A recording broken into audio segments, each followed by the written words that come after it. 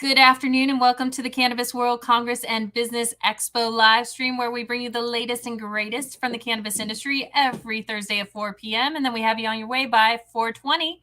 I'm Gretchen Gailey, the Chief Strategy Officer for CWCBE. And today we have with us Kristin Jordan, the founder and CEO of Park Jordan, a commercial real estate brokerage and advisory services for the cannabis industry. She's also the founder of the Asian Cannabis Roundtable. Kristin, how are you doing today? I'm doing well. I'm tuning in from the Upper West Side. It's a beautiful day in the city. Well, speaking of New York, and we know you're big in the real estate game here, and real estate is the king in New York. What tips or advice can you give to folks who are in the industry, who are trying to figure out, do they try and rent a space? Do they try and buy a space? It seems like I don't even know where I would begin with real estate in New York. Gretchen, the best advice I can give is to hire somebody who has experience and expertise in our specific sector of the industry, that is cannabis. This is, as you know, a highly regulated industry. This is very challenging in terms of finding real estate in New York, specifically New York City. We've got a finite number of properties that work for the requirements. And then, of course, on top of that, you have that layer of landlords who simply aren't on board with cannabis just yet. So it's a small, finite number of properties that are actually eligible to have cannabis businesses sited there. So I would highly recommend finding a professional who has experience, understands how to navigate the regulatory process, knows what to look for in terms of timing. That's always the issue with cannabis real estate, right? Is that you don't want to be holding on to real estate, meaning paying for the real estate, any longer than you have to, unless you're using it as an operation and you're able to open your doors either as a dispensary or retail or otherwise. So making sure that you time that appropriately is always challenging. Well, what if you find a space that you're absolutely loving, but the landlord is not the most receptive? Is there a way to turn them, to get them to see that cannabis is perhaps a good idea for them? So you have a couple of different kinds of landlords, right? Like, so you have institutional landlords, and that is their profession. That is how their income is generated. And those folks, look, the deal is the deal. So anywhere generally that can provide the most income for that property is where they're going to make that deal. So I do think that there's opportunity and room to move some people who might not fully be on board with cannabis because of the stigma, because of religious reasons or otherwise. There are other landlords that simply will just never do cannabis for moral reasons or otherwise. And, wasting time in that arena, it doesn't make a whole lot of sense. So moving on as soon as you know that you don't have that traction, so that you're not wasting that time, is also a key marker in how to navigate this. I would also suggest, finding multiple locations and working them through until you actually ultimately sign a deal. Chasing one opportunity and having that fall apart can be devastating when you have to start all over in that process. So making sure you're simultaneously looking at multiple opportunities is my advice. With your years of experience in the space in New York, would you say, are there any neighborhoods that are more cannabis friendly than others? Well, interestingly enough, recently I created a map, a Google map, that cited all of our legal dispensaries. And I think it's really telling. The adult use dispensaries are all within walking distance of Union Square. When you look at Manhattan specifically, there is nothing north of 58th Street that is a legal and compliant regulated operator. And that's on the east side. When you look at the west side of Manhattan, smacked in the West Village, is probably the only thing really on the west side of Manhattan. And that's all the way in the West Village. So you've got, miles of areas that do not have regulated cannabis operators. I live in the Upper West Side in the 90s, and I'm really hot on this neighborhood, especially because Columbia is just a little bit north of us, and they are one of the largest landlords in New York City. And very publicly, they are not going to allow for cannabis leases in their properties. So in my mind, that creates a tremendous opportunity for delivery and retail in and around this area, just short of Columbia, so just a little bit south of Columbia. Would you expect that to change as more licenses come online, or do you think it is really going to stay to certain areas? I think that we will see, the rest of the city specifically fill out. There are a number of opportunities. Like we have 8.5 million people down here, so there's the saturation level is very much far in the distance, with 8 stores being, or I guess 4 stores in New York City being adult use. I think it'll be interesting to see when the medical operators are able to expand their footprint as well, where they look, because they have much more intel in terms of the customer base, the client base, and where folks are coming from, and that'll dictate somewhat where they drop in their additional stores that they're able to open. But I don't think we're going to see much change in terms of the regulatory requirements in terms of buffers from schools and places of worship. We've got a new definition called community facilities that includes parks and libraries. I don't think that we will see much of a change in that, as much of that tracks our liquor and alcohol laws. Okay. Well, I know that there are many other issues in this industry that are near and dear to your heart. One of them being you're the founder of the Asian Cannabis Roundtable. Can you tell us a bit more about that group and what you all are hoping to achieve? Yeah, so we started Asian Cannabis Roundtable back in, I think it was 2016. Back then, there were very few people who looked like me in the industry, and we just had a medical program. So there were a lot of doctors and lawyers that I was starting to see come out to some of these business events centered around cannabis. And I just thought it made sense for us to commune together to talk about some of the issues facing the Asian community and how we get more visibility and opportunities. I also was seeing elsewhere in the country that Asian communities were often coming out in opposition of cannabis retailers, specifically in California and elsewhere.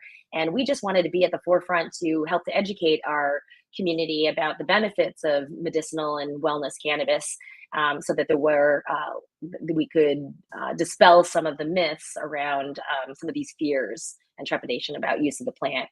And in general, our goal for the community for Asian Cannabis Roundtable is to unify and amplify and represent our community.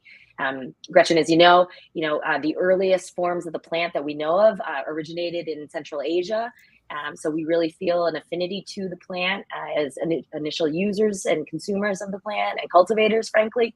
And as it's traveled around the world and through the diaspora, we see people of color often left behind in these opportunities. So we wanted to make sure that not only do we stand up for ourselves, for Asian people, for Asian community, but also for people of color generally and impacted communities that have been harmed by the war on drugs.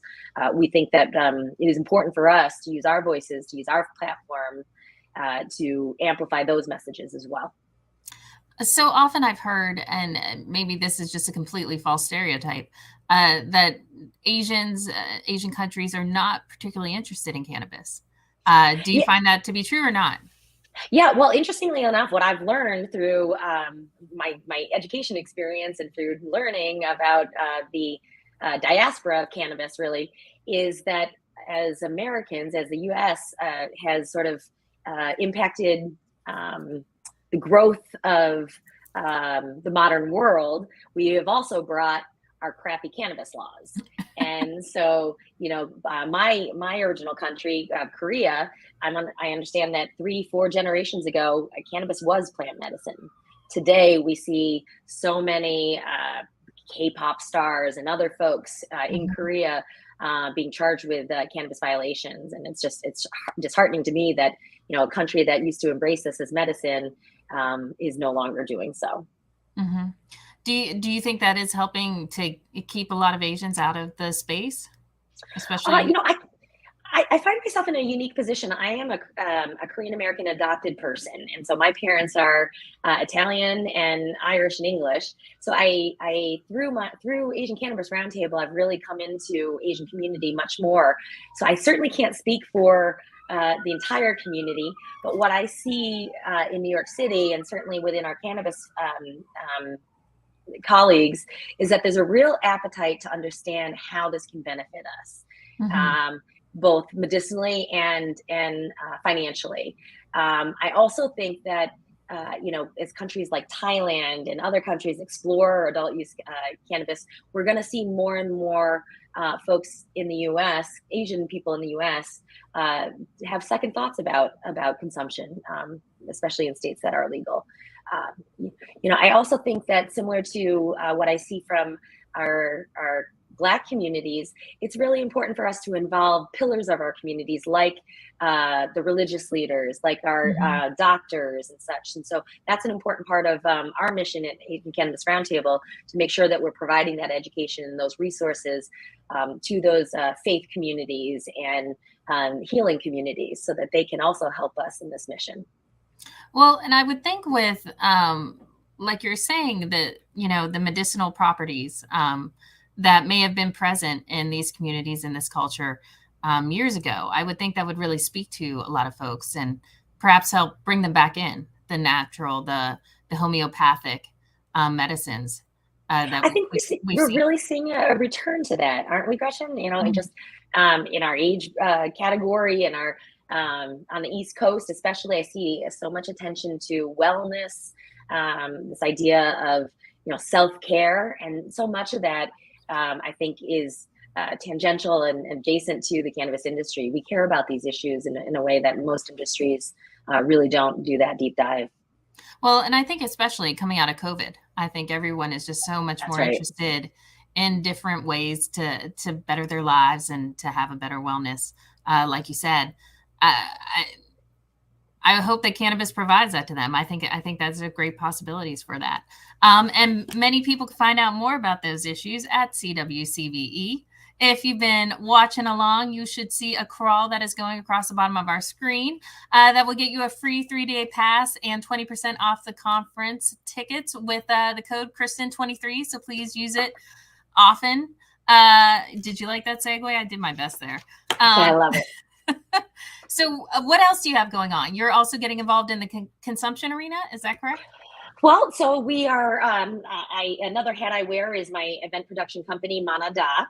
And under that umbrella, we produce events, but we also run a newsletter called The Maze Calendar.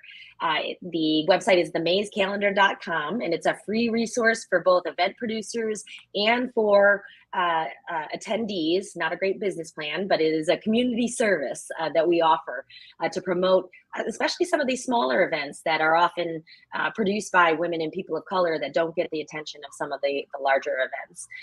So in that vein, we continue to partner with event producers all over the state to help launch their events and offer a opportunity to promote it in and through our channels through the Maze. Well, that sounds fantastic. Another thing that people may be observing if they're watching closely, when we're flashing your name up there, they're seeing co-host for CWCBE. We are so excited to have you join us on the stage this year as one of my fellow co-hosts. What are you looking forward to in the show?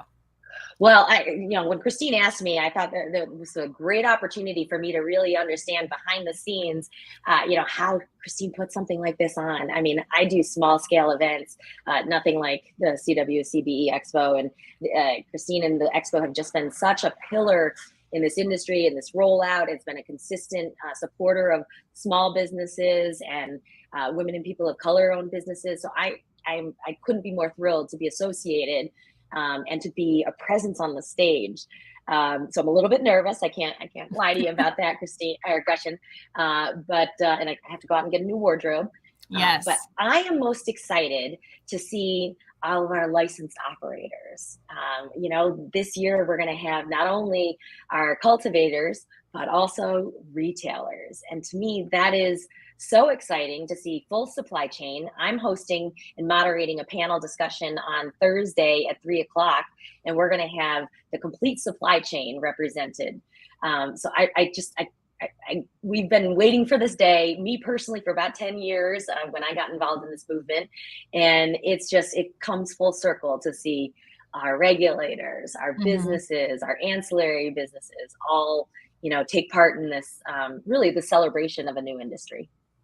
To me, it's so exciting, as you said, in New York, to see it have come this far And, I've been at CWCB for a number of years, and now I feel like it's really finally come full circle and we get to see so much. I'm looking forward to Saturday. I think Saturday is going to be a tremendous day. And for those who have not checked out the website yet, please go and look. This is a full day, basically dedicated to the Office of Cannabis Management. And we are really trying to help folks go from legacy to legal. We want people to come in, ask questions. We know new regs have dropped, and these guys are going to have all the answers. And there's lots of workshops on running dispensaries. One thing we have not officially announced yet, but I will, what the hey, is a Project Clean Slate. We are running with Minorities for Medical Marijuana. It's an expungement clinic that we will be running all day Saturday to help folks from New York get in there. And if you're not from New York, doesn't matter. New Jersey, Massachusetts, whatever, they will help you figure out what are the rules for expungement in your state. So if you have a record and need to try and figure that out, use Kristin's code here, Kristin23, to get in. You got to register on our site. We should have all that up and ready. I probably shouldn't have announced it yet, but we will have that all up and running for the registration for the expungement clinic next week. So I'm really looking forward to that and really helping people embrace this industry, to finally have the entrance and to lower the barriers and to see it all happening in New York. I think is just so exciting. Well, that does not surprise me one bit to know that M4MM is involved in that. Roz McCarthy has been showing strong leadership from day one. I look to her as a role model for how to run a successful organization that has impact and that gives back to community. And it does not surprise me one bit that Kristin would want that as an addition to her show. So what a wonderful, tremendous way to close that out. And as you pointed out, the education piece on Saturday, man, I go to a lot of conferences, as you do as well. And, you just don't see the regulators come out and be available in that way. I mean, be able to talk directly to the regulators and get your questions answered is so important. And this is not, they're coming out for one panel or something. They are going to be there the entire day.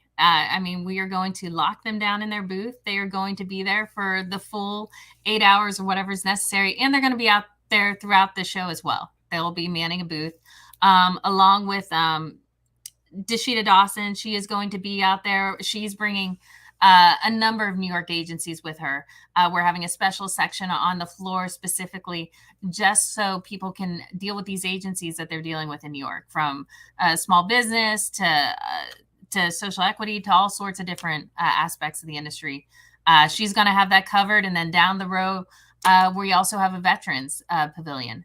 But one of my favorites, also, I have a lot of favorites when it comes to the show, is the women's pavilion. Yes. And we have really expanded. We are doing this. Sponsors of the women's pavilion are Women Grow and Cone Resnick, I spoke to last week, Michael Harlow. They are the main sponsors for our women's pavilion. And all of the members of the pavilion are women-run businesses, women-owned businesses who are looking to get their start in the industry and want to be in a great place with a number of other women and really kind of showing off their brands. And we had a number of folks last year that got product placement. They got their products into dispensaries and had a lot of success and loved it. So I love the energy that we saw on the show floor last year in the women's pavilion. Look, Gretchen, this is a hard industry. Nobody's trying to tell anybody that this is easy. But if we've got anything right in New York, it's this community, this supportive community that's been around since the beginning. People like Kristin, people like Tanya Osborne from Women Grow. We've all been around for a long time, and we support one another in every effort that we make. And this is just another manifestation of that support. Well, as you can see, if you're looking at the clock, we are coming up quickly on 4:20. Do you have any last minute tips, advice, anything you want to let our viewers know? I know you're a big fan of TikTok, so I think that's where you're headed. Well, I guess what I was saying earlier is that this is really hard and that folks should find some self-care. And I find that release in, as you say, TikTok and cannabis. So find your happy place. This is a hard industry. And I think in New York, like you just said, New York has the community that people are looking for. That's right. If you can't find community here, I don't know where else you're going to find it. That's right. New York's ready to embrace you. So please come out to CWCBE. Thank you for joining us on our live stream, and tune in next week to continue on our journey to Javits in June. Thank you, Kristin. I'll see you in a couple weeks, Gretchen. Okay. Thank you.